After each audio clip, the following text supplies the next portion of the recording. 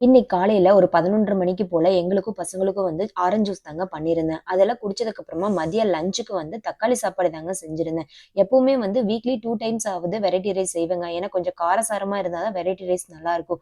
ஆனா பசங்களுக்கு வந்து கொஞ்சம் காரம் கம்மியா இருக்கிறதுனால நான் வந்து வெரைட்டி ரைஸே அவ்வளோக்கா செய்யறது இல்லைங்க. மேக்ஸிமம் குழம்பு ரசம் தாங்க செய்யறது.